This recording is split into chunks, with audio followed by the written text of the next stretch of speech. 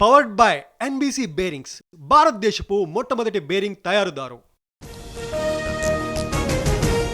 కేంద్ర మంత్రి పాటిల్ని కలిసిన చంద్రబాబు ఆల్మట్టి డ్యాం ఎత్తు పెంచాలని కర్ణాటక యోచిస్తోంది. కేంద్రం నిలువరించాలని కోరిన సీఎం. పోలవరం నల్లమల సాగర్ కు క్లియరెన్స్ కోరాం. సముద్రంలోకి వృధాగా వెళ్లే నీటినే వాడుకుంటాం. వరద జలాలు వాడుకునే హక్కు ఏపీకి ఉందన్న నిమ్మల.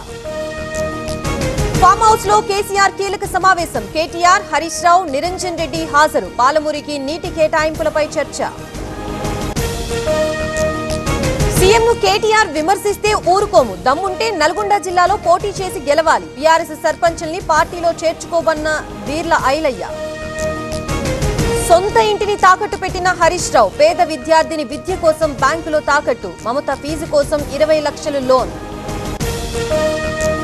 ఫోన్ ట్యాపింగ్ కేసులో కీలక పరిణామం. ప్రభాకర్ రావు పోలీస్ కస్టడీ మరో వారం పొడిగింపు. విచారణకి సహకరించాలని సుప్రీంకోర్టు ఆదేశం. పబ్లిక్ సర్వీస్ కమిషన్ చైర్మన్ల సదస్సు. రాష్ట్రపతి ముర్ము, గవర్నర్ జిష్ణుదేవ్ హాజరు. పాల్గొన్న యూపీఎస్సీ, టీజీపీఎస్సీ చైర్మన్. లష్కర్ జిల్లా సాధన సమితి నిరసన దీక్ష. సికింద్రాబాద్ కార్పొరేషన్ ఏర్పాటుకి డిమాండ్. లష్కర్ జిల్లా కోసం పోరాడతామన్న తలసాని. తిరుమలలో ఏం జరిగినా టీటీడీదే బాధ్యత. కానుకల లెక్కింపులో పారదర్శకత ఉండాలి. శుక్రవారానికి విచారణ వాయిదా వేసిన హైకోర్టు. లుంబిని పార్క్ గోకుల్ చాట్ పేలుళ్ల కేసు విచారణ. కేసుని మరో బెంచ్ కు మార్చేందుకు నిరాకరణ. విచారణ ఈ నెల 31కి వాయిదా. జిల్లా కేంద్రం కోసం రాజంపేటలో ఉద్యమం. జేఏసీ ఆధ్వర్యంలో వేలాది మందితో ర్యాలీ. సబ్ కలెక్టర్ కి వినతి పత్రం ఇచ్చిన జేఏసీ నేతలు.